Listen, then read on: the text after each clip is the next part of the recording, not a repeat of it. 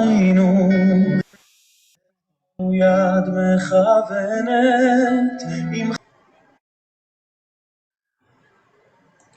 Bueno, como dijimos, pues hoy continuamos con el estudio del Zohar y vamos a estudiar una parashá, la parashá de Vayikra, que es Sheminim. En esta parashá vamos todos a aprender una sabiduría de la Torah muy importante. Hoy precisamente que estamos 22 de marzo del año 2022 y que corresponde al 19 de Adar 2 del año 5782. Entonces, la parashá que estudiamos el día de hoy se llama Shemini. ¿Y qué quiere decir Shemini? Bueno, ahorita lo vamos a entender. Entonces, vamos a estudiar un poquito lo que significa uno de los primeros versículos, y habla mucho sobre la creación del hombre, en sus primeras partes. Entonces, vamos a estudiar este uno de los versículos. Ustedes pueden escanear y dice: Uberoita idbrei bein ahapau beomer Elohim naase Adam amar kodusha berrihu uka leorita beina ledivirrei Adam amabra kamitei hai bein tzamin lebenei uleserja kama ila terrihu rugetzal alei ich yikum bealma amar lach ena beat kulim lehi bealma deja lea le magnu itzekarna erha apayim. Dice: y el hombre fue creado, escuchemos muy bien, fíjense bien, que el hombre fue creado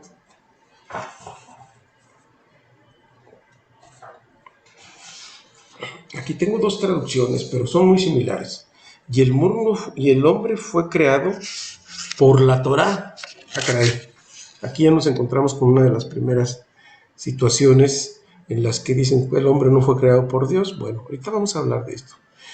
El hombre fue creado por la Torá, como está escrito, y dijo Elohim: Naase Adam, hagamos al hombre. Esto está en Génesis 1:26, escrito de una forma plural. O sea, no puede ser nada más uno, sino hagamos.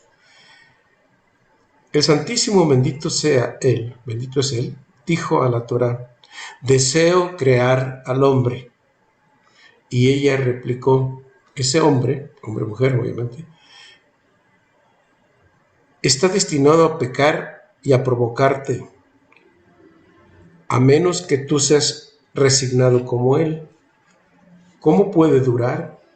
Y él, el santo bendito es él, respondió: tú y yo sostendremos este mundo, porque yo soy llamado paciencia o resignado sin razón. Entonces, sin ninguna razón. Aquí, entonces, nos estamos dando cuenta que hay traducciones bíblicas que hablan, dice, y Dios hizo y creó al hombre. Pero cuando nosotros vemos el hebreo como fue escrito, como fue originalmente escrito, vemos que dice: hagamos al hombre. Entonces, ¿quién más participa en esta creación o en esta fabricación del hombre? Entonces, veamos que nos dice algo más. Ok. Akadosh Baruj Hu tenía la Torah por un lado, vamos a decir, junto con él, donde le dice que va a participar en la creación, ¿no?, del mundo y la creación del hombre. Entonces, en el mundo espiritual, donde están toda la fuente de bendiciones que necesitamos en nuestro mundo físico. Entonces esa Torah es una inteligencia muy grande. Y le dijo que en la Biblia, que donde están todos los secretos del Creador, la Torah le respondió, no lo hagas, te vas a arrepentir. Este hombre va a pecar contra ti y además te va a irritar. Además, puede, puede destruir tu creación. Bueno, aquí primero tenemos que captar. A veces nosotros entendemos que la Torah es simplemente un rollo, un libro que fue escrito por los escribas o que fue escrito por Moisés, a quien a él se le atribuye, pero en realidad la Torah estuvo presente en la creación del ser humano. Entonces, ¿qué quiere decir? Que la Torah es algo es una inteligencia tan grande que no es simplemente un rollo o simplemente una traducción de lo que existió, de lo que existe en el mundo, en lo que se dice escrito. La Torah es algo más que eso. No decimos que simplemente es un libro, un rollo que hay que estudiar. La Torah es una manifestación escrita porque tenemos que ir la Torah oral, la Torah escrita. Entonces, la Torah es algo superlativo a lo que hasta quizá en este momento hemos entendido. Ella misma le dice, no es que se oponga, ella argumenta el que el ser humano lo va a desconocer, lo va a irritar, va a pecar contra ti y además es capaz de destruir tu creación.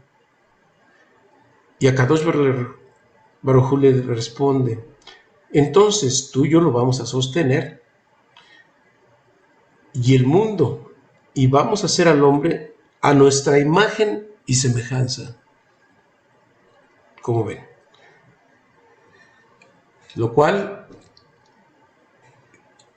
esto fue lo que argumentó la Torah cuando se iba a crear el hombre, cuando le manifestó el creador que tenía el deseo de crear una inteligencia muy grande, un ser perfecto, el Abad Kamun, que es el hombre primordial, el arquetipo de todos nosotros, el ser humano. Él le argumenta esto, pero no solamente está ahí, sino están los ángeles, donde ellos se oponen. Y de esto vamos a hablar un poquito más adelante. Ok, pero vamos a empezar por el tema este. Entonces, ¿qué quiere decir? Que la Torah, aquí simbolizada por un rollo, que efectivamente pues es un rollo, pero en realidad no era un papel. La Torah pues no tenía ninguna figura física en la creación, pero bueno, para poder entender nosotros un poco, estuvo allí en la creación del mundo y del ser humano.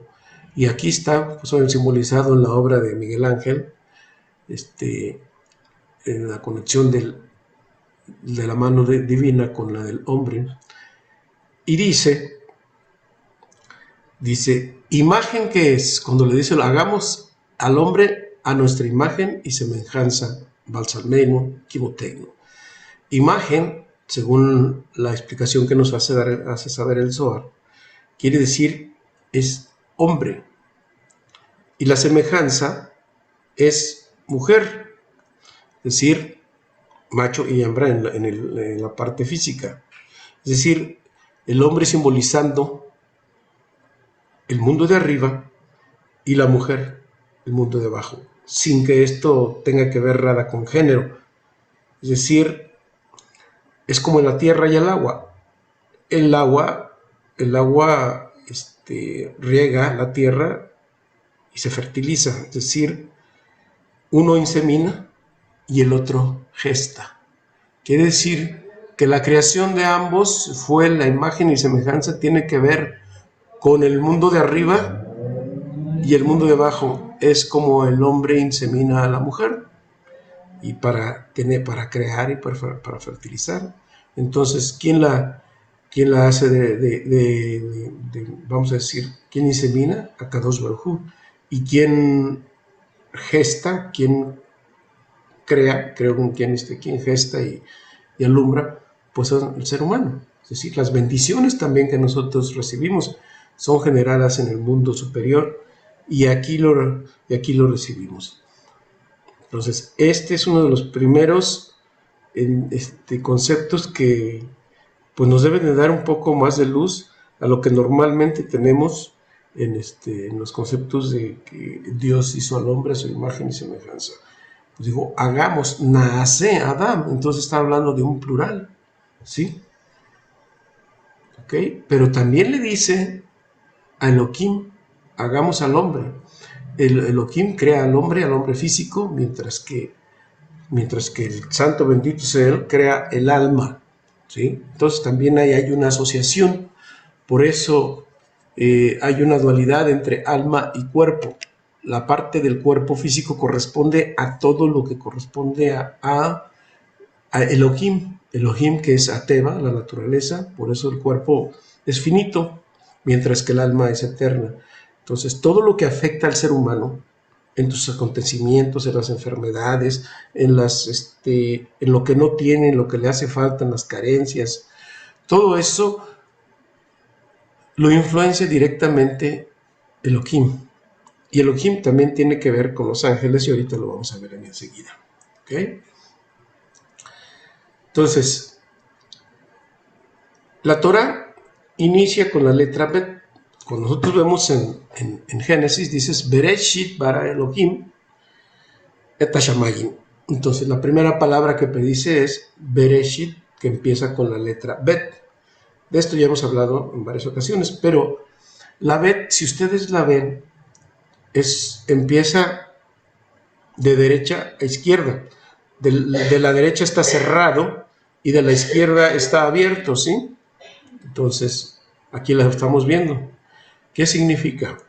Como es la primera letra del alfabeto, digo la segunda letra del alfabeto hebreo, pero es la primera que aparece en Bereshit, entonces la Bet, aquí la tenemos, la parte horizontal superior significa el mundo de arriba y la parte de abajo significa, la línea de abajo representa el mundo de abajo, pero está al lado unido por el lado derecho, que es el lado de la clemencia. Es decir, que el mundo fue hecho con misericordia, con clemencia. Pero si nosotros nos preguntamos, oye, si fue con tanta misericordia, con clemencia, ¿por qué hay tanto problema en este mundo? Hoy hemos tenido problemas de pandemia y ahora una posible guerra. Entonces, ¿por qué no se está dando esto? De que haya clemencia. Si hubiera misericordia y clemencia, pues no se estaría dando esto.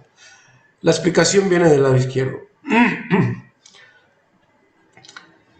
De derecha a izquierda, por eso siempre el alfabeto hebreo empieza de derecha a izquierda. Entonces, con la derecha es la parte dadora y la parte izquierda es la parte receptora. Por eso cuando nosotros damos con la mano derecha y recibimos con la mano izquierda. Incluso cuando nosotros damos una tzedaká o damos a alguien, es bueno darlo con la derecha y recibir con la izquierda. Entonces, cuando tú vas de derecha a izquierda, estás en el estudio de la Torah, estás conectado con las bendiciones. Eso es estar conectado con el mundo espiritual, con el mundo de arriba. Pero, entonces, la pregunta es, ¿por qué hay caos y por qué hay tanta violencia y por qué tanta enfermedad y por qué la gente sufre tanto? Por la ignorancia. Es decir, la falta de estudio, porque les interesan más las cosas mundanas, estar en los negocios, generar dinero, divertirse, ver, pues no sé, entretenimiento, cosas de trabajo, etcétera. Todo eso es lo que es, hay que hacerlo, obviamente, pero lo primero que se hace, por ejemplo, cuando se inicia el día, no es ir a las cosas físicas, sino primeramente hacer sus primeras oraciones antes incluso de dirigirse a la primera persona más cercana. Entonces, y por eso dice, la ignorancia y el caos va de izquierda a derecha. Entonces, cuando va de izquierda a derecha se va a encontrar con ¿qué? Con un camino sin salida. ¿Sí? Entonces, aquí nos da claramente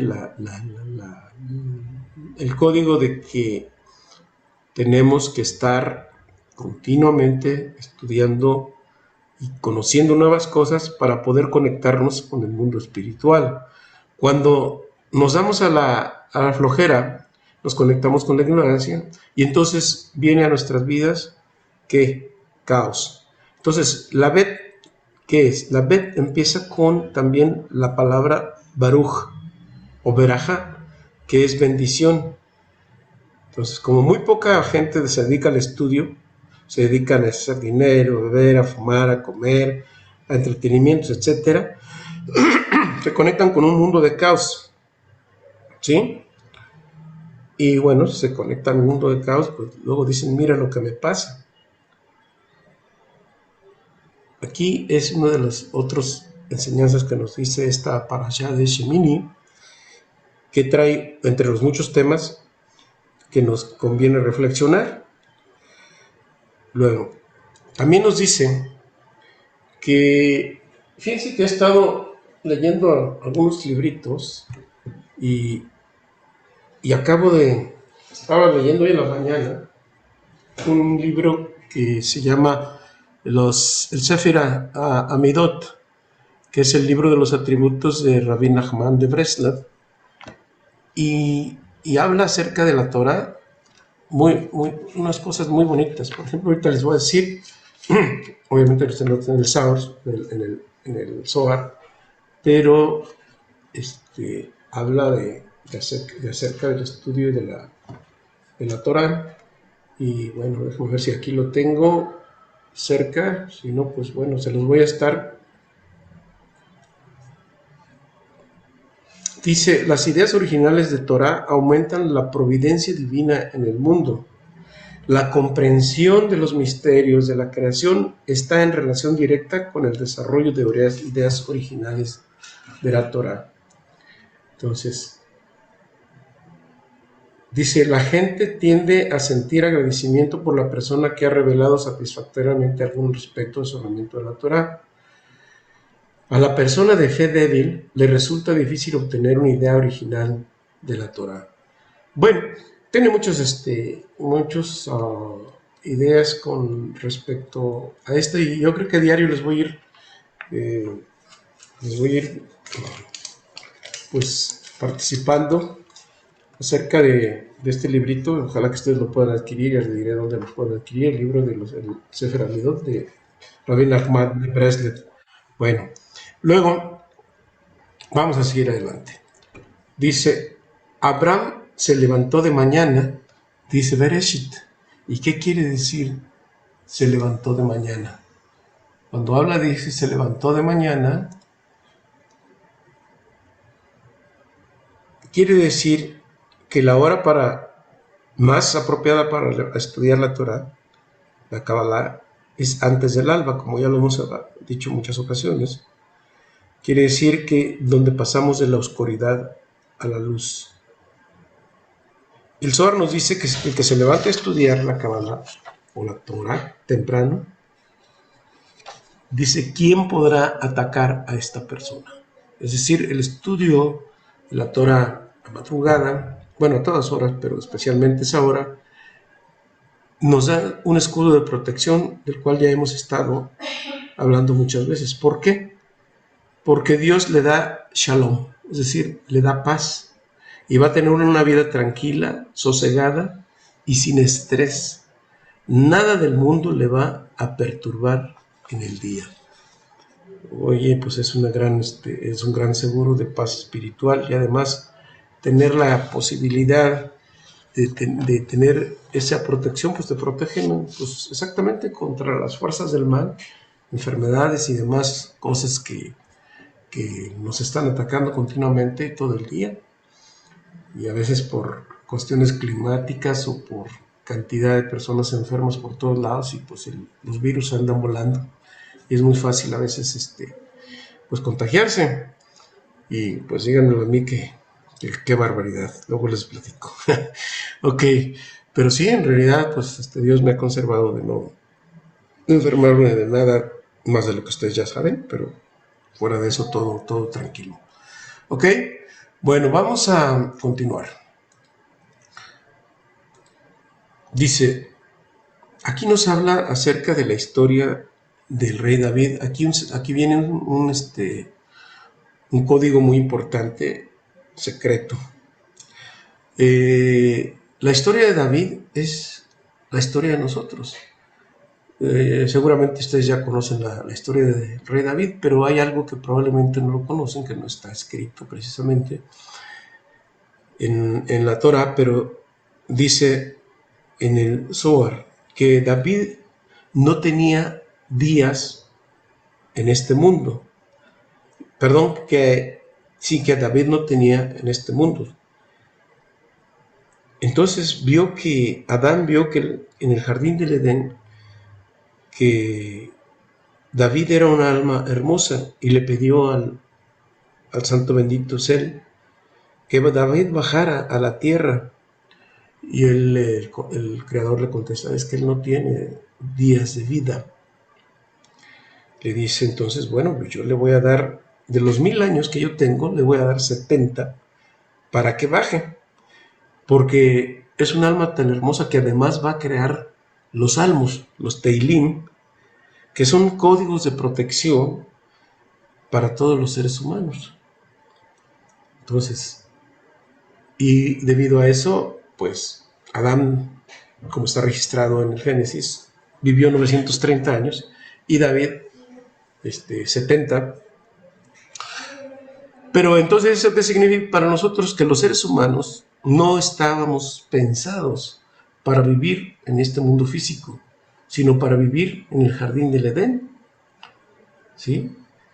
Entonces, ¿y cuál fue la razón por la que venimos a este mundo? Bueno, fue a raíz del cortocircuito cósmico que cometió Adán y su mujer, y que luego las chispas de él fueron caídas todas, toda la creación fue precipitada al mundo físico. ¿Y cómo se le puede llamar? Dicen que todas las chispas de Adán, es decir, hagan de cuenta como una vasija de cristal fino, como un recipiente de cristal fino. Cuando llega y se estrella, ¿qué pasa? Grandes cantidades de pequeñas, cristal templado, obviamente, grandes cantidades de pequeñas cristales son derramados por todos lados. ¿Qué quiere decir? Que esa vasija fue tirada en el mundo físico. ¿Y quiénes son? Pues, ¿quién es todo eso? Pues son precisamente todas las almas, todos los seres humanos, pero no solamente los seres humanos, sino los animales, las plantas, los árboles, los minerales, toda la creación fue precipitada al mundo físico. Por eso uno de los propósitos de nosotros, y más adelante vamos a tomar esto con las leyes del karma, es reunir todas las chispas de Adán que se precipitaron a este mundo. Pero bueno, vamos a seguir con David para no desviarnos. Entonces decimos que David somos cada uno de nosotros y también representa a Malhut. Y ustedes saben que cuál es la carroza o cuál es la Merkaba de la Céfira de Malhut, pues es David, ¿no? Entonces, como fuimos pues precipitados a este mundo,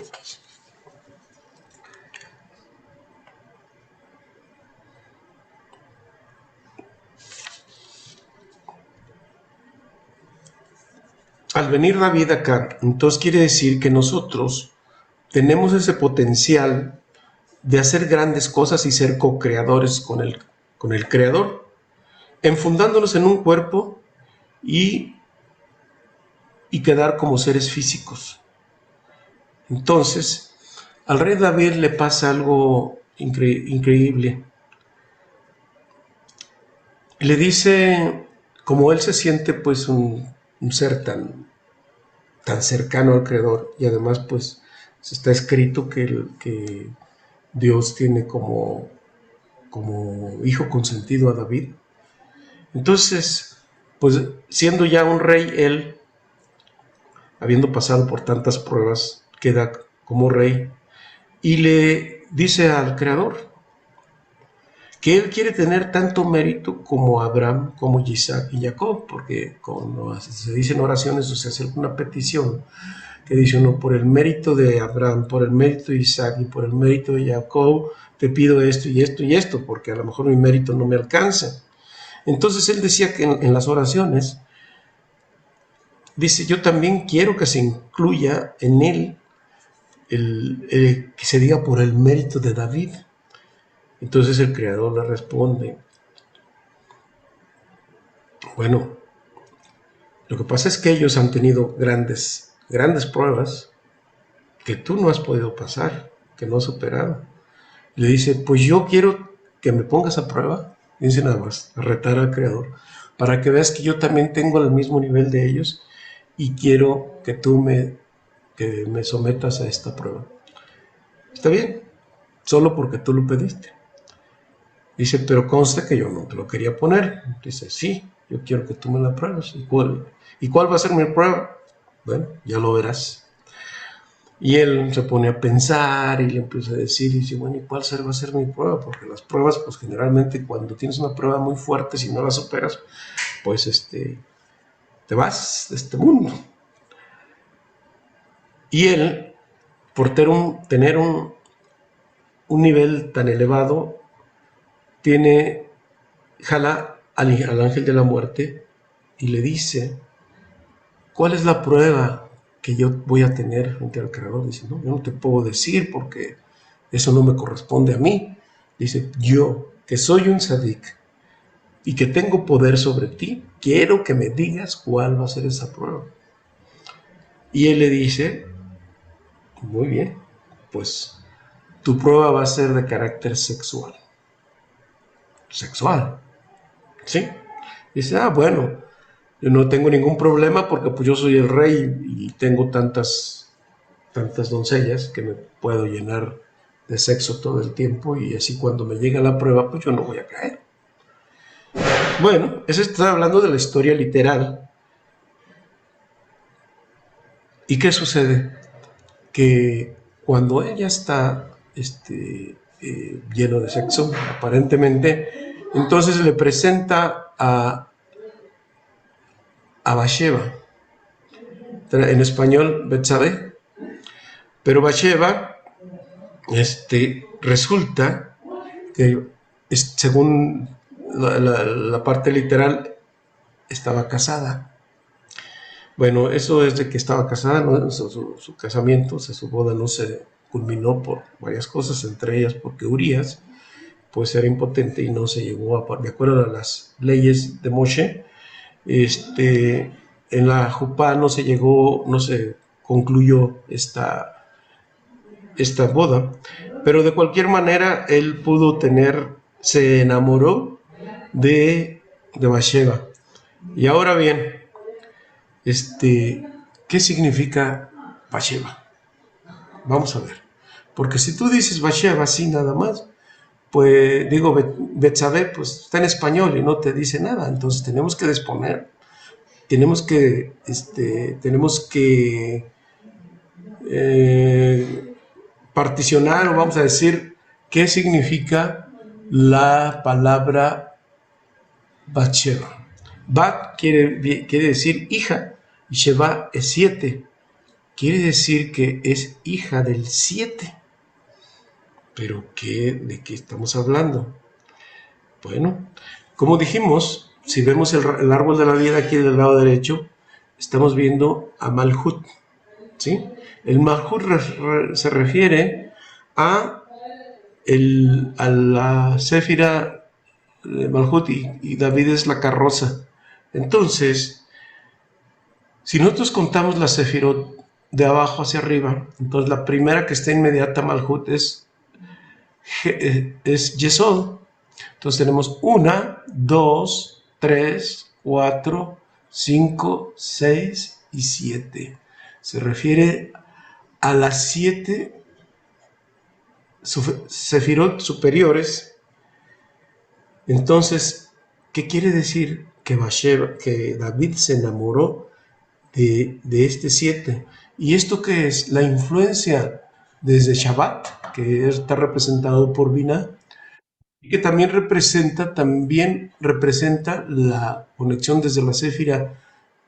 Y si hablamos ya entonces de las partes físicas, estamos Saturno, Júpiter, Marte, Sol, Venus, Mercurio, Luna, y aquí tenemos la Tierra. Estas influencias, ahorita vamos, no es la parte física, sino estos sefirot que están relacionados con el árbol de la vida, son los 7 planetas que tienen una influencia directa sobre el ser humano. Los contamos: 1, 2, 3, 4, 5, 6, 7.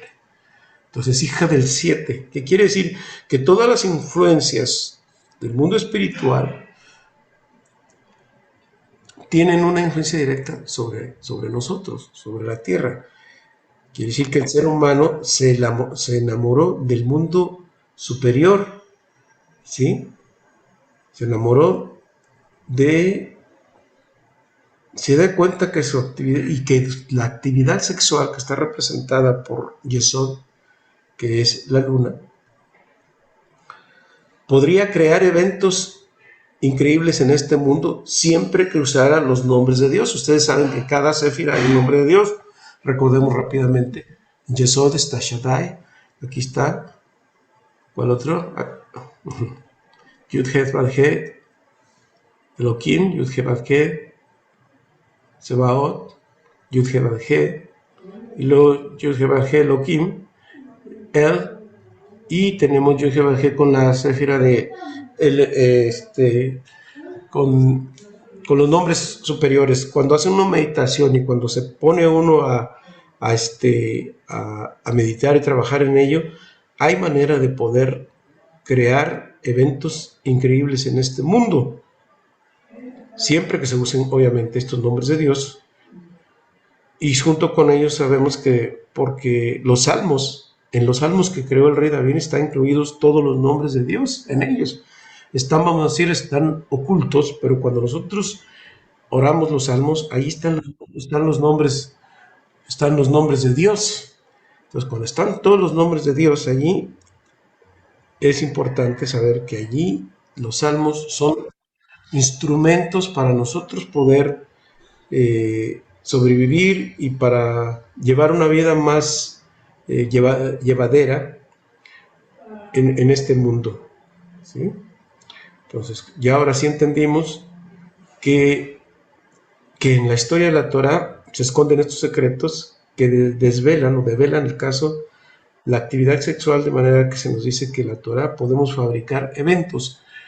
Es decir, la actividad sexual no necesariamente tiene que ver con el sexo físico, que también es importante verlo, porque sabemos que en Shabbat, cuando se hace la actividad sexual de la cual ya hemos hablado bastante, es cuando se pueden traer almas de justos y crear situaciones en este mundo. Entonces, quiere decir que en Shabbat, cuando nos conectamos con la energía Shabbat, podemos tener bendiciones en este mundo. Si no lo hacemos, pues no lo hay, no, simplemente no hay. O hay a medias, o a veces sí y a veces no. Ok. Bien. Ahora, seguimos con el tema de la creación. ¿Por qué dijo hagamos al hombre cuando en realidad él es uno? También él estuvieron presentes los ángeles, pero obviamente ellos no participaron. Aquí cuando decimos hagamos al hombre, nace Adán, es decir, estuvo la Torah, como ya dijimos en el principio de la clase. La Torah es algo más que simplemente el libro, como ya lo dijo al principio. Para quien no se conectó al principio, se explicó bien este asunto. Bueno, pero también los planetas. Nosotros sabemos que existen 7 planetas, que ya los contamos: 1, 2, 3, 4, 5, 6, 7, y estos están conectados con las 12 constelaciones del arreglo astral que hay cerca de nosotros, todas las constelaciones, y además los tres elementos, que es fuego, agua y aire, que es... Entonces, al crear en los planetas, insufló el alma en ellos. Entonces, el planeta, como dice el Sefer Yetzirah, tiene dos aspectos: el aspecto físico, que es su cuerpo, y el aspecto de su alma, que es la inteligencia que le habita. Cuando nosotros no nos conectamos con el estudio, con la Torah, pues estamos sujetos del karma, que está determinado por la suerte astral, es decir, nos conectamos con la parte física del cuerpo, con el cuerpo, y por eso, como dijimos, el cuerpo recibe todo lo que el hombre sufre, es gracias o desafortunadamente a través del tikkun o el karma astral, siempre y cuando pues no se conecte uno con el alma. ¿Cómo te conectas con el alma? Entendiendo los secretos que están dentro de la Torah, decodificados a través de la Kabbalah. Entonces, en ese momento tú te conectas con el alma de los planetas y el resultado son bendiciones en este mundo. Por eso dice estos 7 planetas, la hija del 7, que es el resultado, Basheba, y nosotros, al igual que los planetas y estrellas, podemos modificar el karma o el tikkun, pero con conocimiento. De otra manera, quien no simplemente sufre las circunstancias de este mundo. Por eso está escrito que cuando estudiamos Bereshit, la Bet conecta con todas las bendiciones, ya dijimos es Berajá, y si no te conectas con la Bet, entonces te conectas con el tikkun, y con eso que se dice, mira lo que me ha pasado, mira lo que ha ocurrido, la fatalidad. Entonces, pues ejemplos hay muchísimos. Y en un mismo tiempo, en una pista, por ejemplo, un automóvil, por cuestiones de segundo, uno recibe un accidente y el otro no. ¿De qué depende? Pues de la fatalidad. Pero ¿quién está conectado con la fatalidad? Pues el que no está conectado con el mundo espiritual. Entonces, porque hay un plan de eventos para uno y otro, entonces cada quien tenemos un tikkun, como hemos ya hablado en clases anteriores, y yo puedo cambiar ese plan, pues evidentemente, sí, mediante el enamoramiento de Bathsheba. Recuerden que nosotros ya nos identificamos con David, que David se enamoró de Bathsheba. Y aunque parece una historia romántica en la Biblia, pero en realidad el código que hay detrás de esto es que enamorarse del 7. Es decir, pues que a su papá le decían el 7 o qué. No, Bathsheba es la hija del 7, es decir, del mundo superior, pero conectado con el alma. Entonces, cuando le digamos hagamos al hombre, lo está diciendo la Torah. Entonces, ¿por qué es uno? Porque los ángeles también se opusieron, los ángeles se opusieron a la creación del hombre, pero le dijo, el Creador hizo una promesa. Le dijo, bueno, yo creo, y es mi apuesta, que el hombre va a terminar de crearse, de perfeccionarse, y yo soy paciente en ello. Por eso tengo la Teshuvah, para que vuelva al camino correcto. Entonces le dijo a los ángeles, ingenieros insistieron, es que él es capaz de destruir tu creación. Le dice, bueno, si tú crees que él es capaz de destruir la creación, les doy permiso de que lo impidan. Bueno, ¿qué es esto que dice que lo impidan? Que el hombre, cuando no está conectado con el mundo espiritual, cuando no está conectado con el Creador, es capaz de destruir la creación. ¿Cómo destruyen la creación? Agrediendo a los demás, no respetando la naturaleza, alimentándose mal, ofendiendo a otros,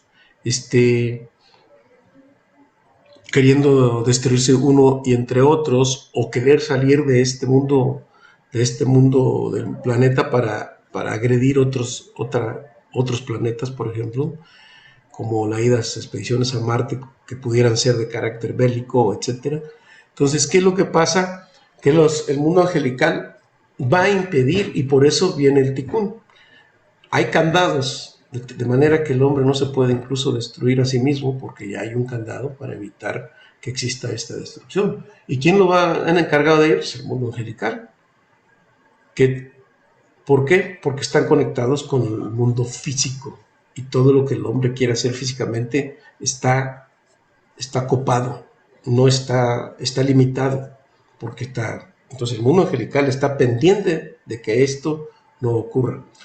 Y entonces vienen desgracias y caos para el ser humano. ¿Por qué? Porque venimos alrededor de la Bet, es decir, venimos en sentido contrario, ignorancia de causa. ¿Y qué sucede? Que el mundo angelical ejecuta el karma. Como ejecuta el karma, pues así nos va a los seres humanos. Pero por otro lado, si el hombre cuida la creación, por el contrario, el mundo angelical se vuelve parte de nuestra ayuda. Entonces nos conectamos con el árbol de la vida y no con el ángel, no con el árbol del conocimiento del bien y del mal. La creación, vamos a decir, el árbol de la muerte. Entonces, el mundo angelical está muy pendiente de que el hombre no destruya la creación, y por eso está el karma. Y todo lo que está sucediendo ahorita, pues no es más que producto de la mala conducta del hombre físico. Pero el hombre físico no va a poder ir más allá de sus límites, porque hay un candado que no va a permitir que esto ocurra. Bueno,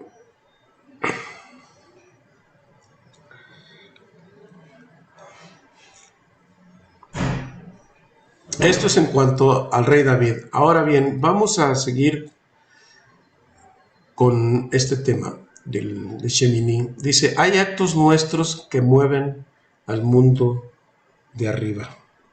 ¿Sí? Esos actos que mueven al mundo de arriba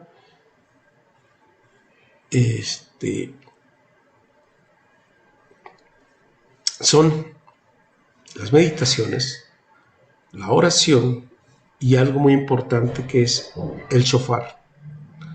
El shofar activa fuerzas que modifican el mundo de arriba, sus decretos, fíjate, su severidad, que puede incluso evitar que vengan tornados, temblores, guerra, volcán, etc. Caos.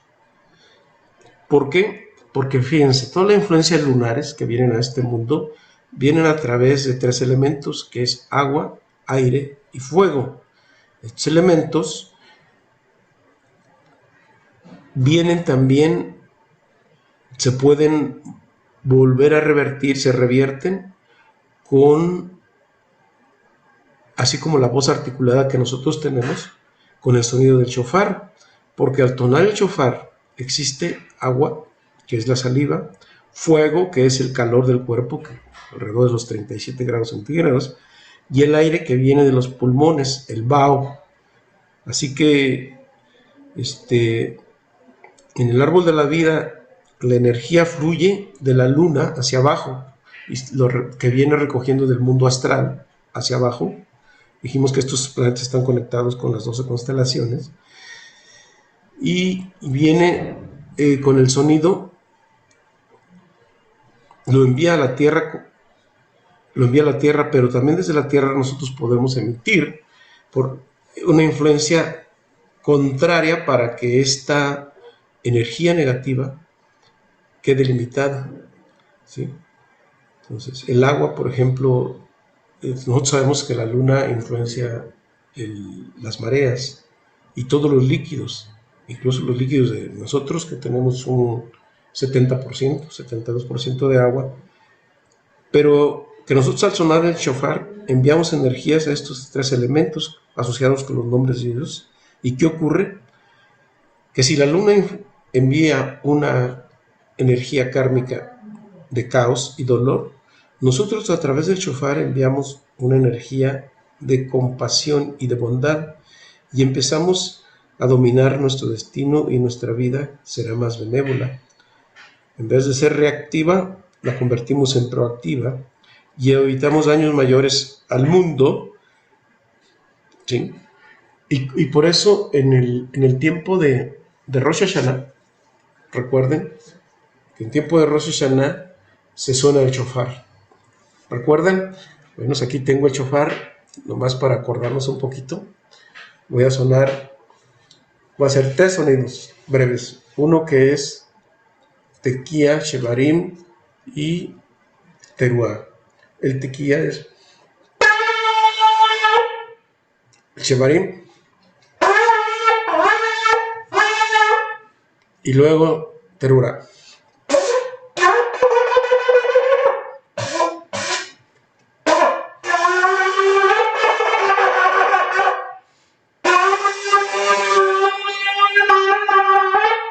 Bueno, un poquito de práctica, pero ya lo recordamos un poquito. El sonido del shofar, ¿por qué? Porque tienes esos 3 aspectos de los cuales estamos hablando justo en este momento. Meditando en los nombres de Dios y el uso del shofar deroga decretos negativos, ¿sí? Ok. Bueno, y vamos a ver un tercer y cuarto tema que nos está tocando Chemini. Voy a dejar el aspecto de la comida para la siguiente clase, pero por hoy vamos a hablar un poquito acerca del vino. Vamos a ver qué nos dice un poquito el Zohar acerca del vino. Voy a ver si aquí lo tengo.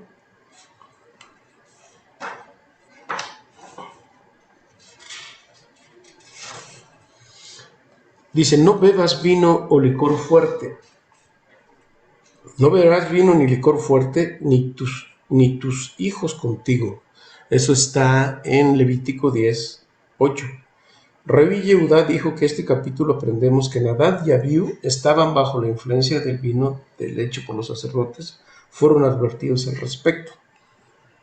Rabbi Jeyá cita en el versículo, vino que alegra el corazón del hombre, que está en Salmos 104:15. Pregunta, si se requiere que el sacerdote esté más alegre y sonriente que cualquier otro hombre, ¿por qué le está prohibido el vino que crea alegría y sonrisa? Bueno, el vino viene de ayim, la palabra que tiene la numerología 70, que quiere decir secreto. Entonces, por eso dicen que cuando si quieres sacarle la verdad a una persona, ponlo medio borracho y verás que te va a empezar a hablar. Por eso el vino saca, como dice la canción, saca cosas que el hombre se calla. Es decir, pero tiene un aspecto, el sacerdote no tiene 2 aspectos el vino, dice. Él responde, el vino lo alegra a uno al principio y lo entristece después.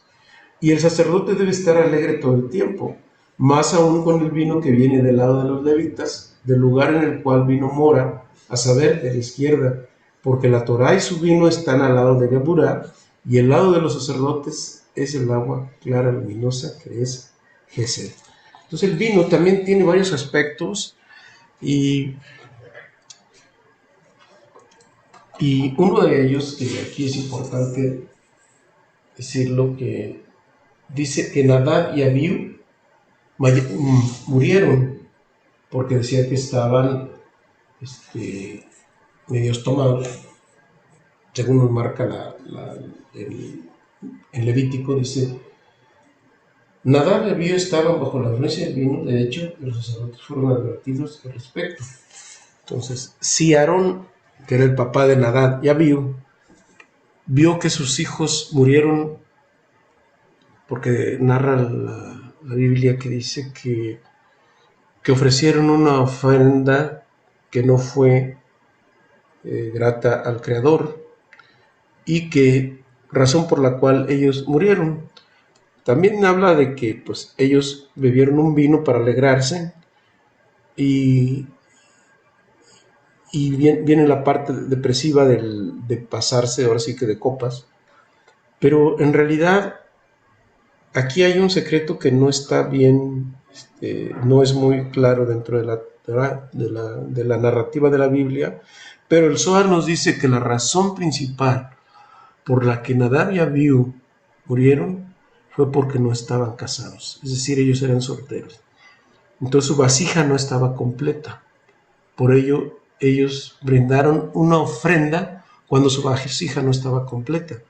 Una persona, para que su vasija esté completa, debe estar marido, el hombre casado con su mujer, para tener mitad y mitad y tener una ofrenda completa, es lo que nos dice. Pero ¿por qué no debería entristecerse? ¿Por qué el sacerdote siempre debe estar alegre? Incluso Moshe le dice, después de que sacaron a sus 2 hijos, los sacaron con una técnica que en ese momento no hay que tocar el cadáver, los pusieron unas lianas y los sacaron fuera del campamento y los enterraron retirado. Cuando Aarón quiso entristecerse, le dijo Moshe, tú no te puedes entristecer, tú siempre tienes que estar alegre porque tú eres el sumo sacerdote. ¿Y cómo puede alguien no entristecerse si pierde a un hijo o 2 hijos, como el caso de Aarón? Entonces, por profecía, le dijo Moshe Rabbeinu a Aarón a Cohen, a su hermano, le dice, no te vas a poder entristecer porque tienes que ver, mira es lo que va a pasar con tus hijos en el futuro. Los 2 hijos, ellos luego entran junto con el alma de Pinjas, de Finehas, que lo traducen. Y Pinjas desarrolla grandes milagros en su momento.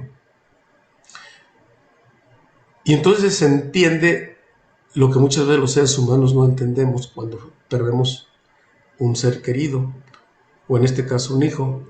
No vemos el futuro que le viene a ese hijo y dónde va a entrar. Y va a entrar en una parte muy superior y muy crecida. Entonces, cuando Aarón vio por profecía lo que iba a pasar con sus 2 hijos, él se alegró muchísimo y entonces no hubo manera de que él estuviera triste. ¿Por qué? Porque el corazón del sacerdote debe estar siempre contento. Y como dice también el Zohar, que Israel, que es mis hijos, mi pueblo consentido, será un pueblo de sacerdotes. Quiere decir que nosotros, si es que nos pudiéramos quedar con ese mérito, entrar en ese mérito, no debemos estar tristes, porque solamente la tristeza y la depresión te lleva a las enfermedades y a eventos negativos. Por eso, cuando la gente se entristece o se deprime, es porque no entiende nada, que no tiene fe. Y como ya te acuerdan los 3 elementos de la fe que hablamos la vez pasada, que todo es para bien, todo viene del Creador. Siempre todo es para bien, aunque parezca para nosotros una fatalidad. Y puedes decir, ¿cómo puede venir esto del Creador? Todo es para bien, siempre. Y el tercer elemento es, ¿cuál? Que necesitamos saber qué es lo que el Creador quiere de mí con esto que me ha ocurrido. Pero siempre debe ser con alegría. No es fácil. Es muy fácil decirlo en palabras, pero ya vivirlo en carne propia no es sencillo. ¿Esto cómo se logra? Pues teniendo una emuná bastante fortalecida y entendida en el sentido de que todo siempre es para bien. Aunque nuestra razón, nuestro intelecto nos diga que no es así. Que en algunas cosas sí, pero que en otras no. No, eso no es así. Por eso las obras del Creador no tienen relatividad, sino que son, de hecho, absolutas. De que no lo comprendamos, eso es otra cosa. Bueno, entonces dice que el buen vino está destinado a los justos, que saben unir al lado izquierdo con el lado derecho. La izquierda es el hombre, la izquierda es la hembra y el derecho el varón. Igual que David y Bathsheba. Así que lo que une a una esposa y un esposo es la espiritualidad. Realmente, cuando el esposo y la esposa están en la misma idea de espiritual y de conocer los secretos del universo y unirse, las almas forman un solo búnker en un solo cuerpo y se empiezan a comunicar. Aquí no ocurren divorcios, porque dentro de ello está la espiritualidad. Entonces, ¿y qué es lo que pasa actualmente? Que la mayoría, quien no está divorciado, está resignado. Entonces buscamos que, como estemos, siempre busquemos la espiritualidad, conocer los secretos, el sol, para que así no haya esa separación. Bueno, entonces dice el sol, el secreto, el estudio de la Torah, une a los contrarios. Y si hay espiritualidad en un matrimonio, hay una garantía de 100% de éxito toda la vida. Bueno, podemos seguir hablando un poco más de ello, pero bueno, aquí ya vamos a hablar del tema cuidar de las leyes del Kashrut. Las leyes del Kashrut es algo muy interesante que vale la pena analizarlo y va a ser tema de la próxima clase. Entonces, ¿qué es el árbol de la vida? Pues el árbol de la vida, estar conectado con los secretos de la Torah, con los secretos del cielo en el que alimentamos nuestra alma, el alimento espiritual. ¿Y qué es el árbol del conocimiento del bien y del mal? Las carencias que te da el cuerpo, conectado con la parte física de los planetas. Cuando no sabes dominar con tu alma el cuerpo, entonces el cuerpo domina el alma y entonces nos conectamos con el árbol del conocimiento del bien y del mal. Y lo que queremos nosotros, lo que se pretende a través de este estudio, es que siempre estemos conectados con el árbol de la vida. Por eso dice que está escrito que debemos de beber vino el viernes por la noche, que es Shabbat, el sábado a mediodía, que es la segunda comida, y el sábado por la noche, que es la Seudat Shelishi, para conocer los secretos del cielo en una copa de vino pura, de vino kosher. Entonces, decimos que debemos nosotros también purificar nuestro cuerpo. Y para poder purificar nuestro cuerpo hay que cuidar mucho las leyes, cómo comer. Y este es todo un tema que son las leyes del Kashrut y que hay que leer. Simplemente les doy un anticipo. Miren, si ustedes lo quieren leer, en Levítico capítulo 11,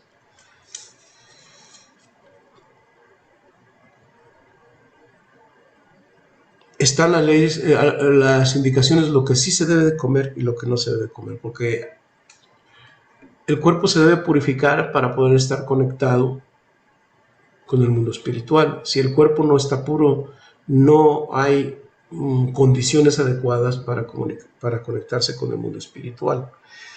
Dice, hablen a los hijos de Israel, anótenlo por ahí, es capítulo 11 del capítulo 11 de Levítico, que es la parashá de Shemini, desde el versículo 2 hasta el versículo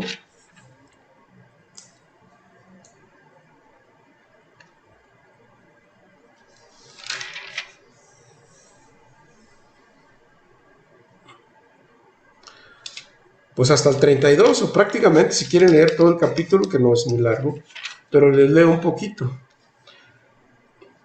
Dice, habla por ejemplo de las partes animales que sí se deben comer y por qué no se deben comer, y ya les explicaré por qué está dentro de las leyes comer animal. No está peleado con el vegetarianismo, pero antes del diluvio los seres humanos éramos vegetarianos. Dice, hablen a los hijos de Israel diciendo, estas son las criaturas que pueden comer de entre todos los animales que hay sobre la tierra.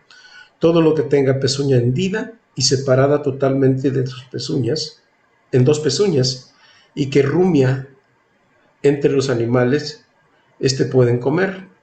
Mas esto es lo que no comerán entre los que rumian y tienen pezuña hendida. El camello, porque rumia, mas su pezuña no es hendida, impuro para ustedes, y el damán, porque rumia más que la pezuña no es hendida, impuro para ustedes, y la liebre porque rumia más su pezuña no es hendida, impura para ustedes, y el cerdo porque su pezuña es hendida y en efecto está totalmente separada, mas no rumia, impuro es para ustedes, de su carne no comerán y su cadáver no tocarán, impuros son para ustedes. Ya les explicaré cuál es la razón por la que no se deben de comer estos y que sí se puede comer. Entonces, pues de eso hablaremos ampliamente en la próxima clase y mientras pues ustedes lean esta parte del Levítico. En Éxodo también está, nomás que no tengo la cita exacta en este momento, pero igual lo pueden checar. Y de esto va a ser un tema muy, muy interesante que podemos ver la próxima clase. Así que, pues, de momento aquí me detengo por si tienen alguna pregunta que formular.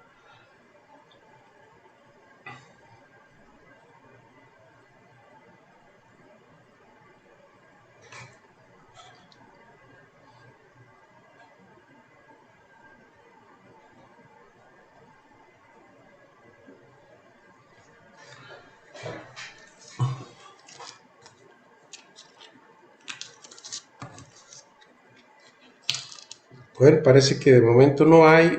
Entonces, vamos a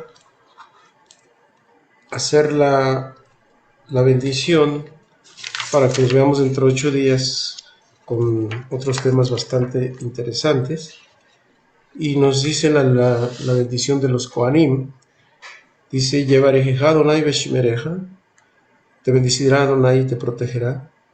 Ya era Adonai Panav Eleja Bechikuneja, ilumine Adonai su rostro para ti y te dé gracia.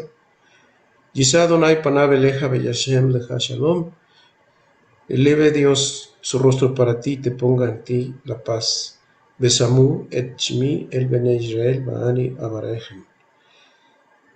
Amén. Y pondrán mi nombre sobre los hijos de Israel y los bendeciré. Amén. Muy bien, pues nos vemos la próxima clase. Amén. Amén. Amén. Muchas gracias. Gracias, Chava. Buenas